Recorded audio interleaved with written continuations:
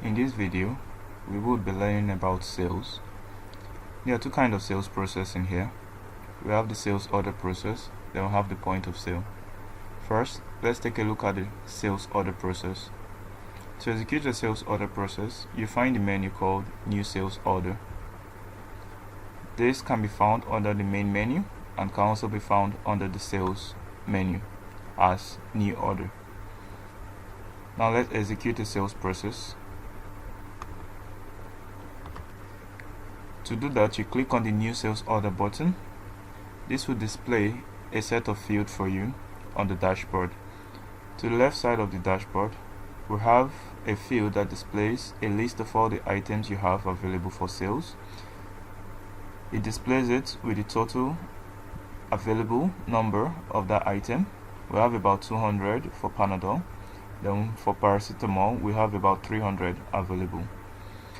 At the middle side of the dashboard, we have the ordered items. This displays all the selected items,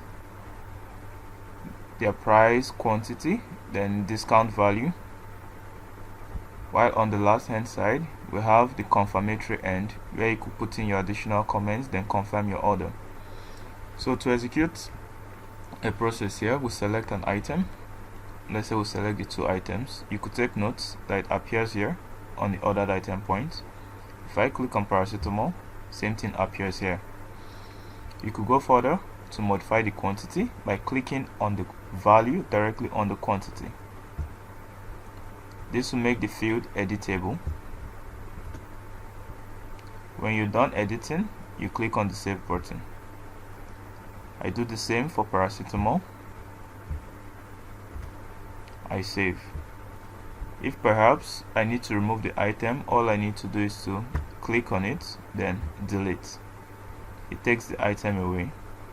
So let's add that back. Modifying the quantity.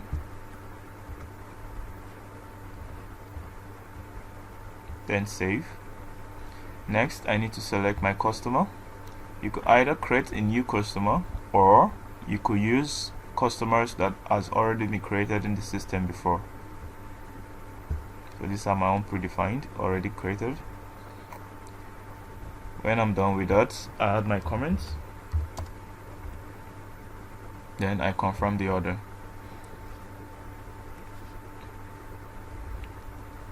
While your order has been confirmed, you have a receipt that will be displayed.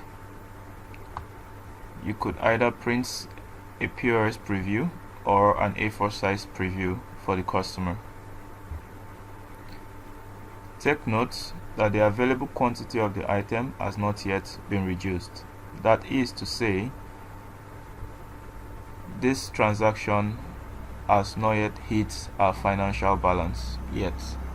So the next thing we're expected to do is to raise an invoice for the order we just did. To do that, we click on this raise invoice for pending orders. Now this is the order we just did. I click view to confirm. If that is confirmed, all I need to do is to click on the generate invoice. On clicking on the generate invoice, it populates this field for me to see the items again, while the customer is automatically filled with the customer that made that order. Then all I need to do is to confirm the order again. As soon as the order is confirmed, it generates the same sales receipt for me, but tells me the invoice has not yet been validated. Still at this point, the transaction doesn't hit our financial balance, neither does it reduce the quantity of stock. Let's confirm that.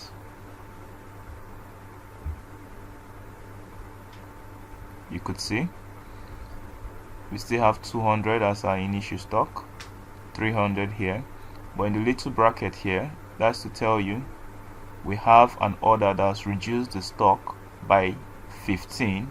If the order pulls through, this 185 will become the new value that will be replacing the 200 here. So let's go ahead and validate our invoice that we've raised.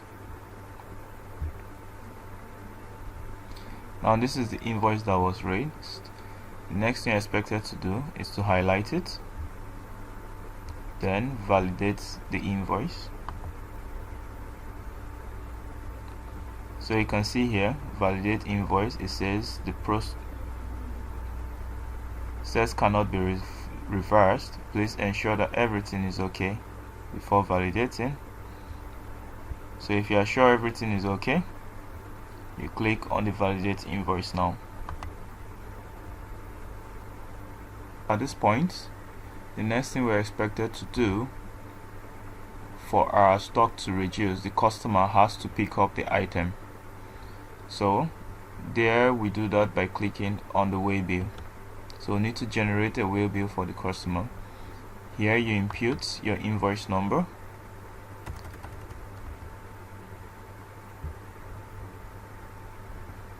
So this confirms the same invoice that was validated.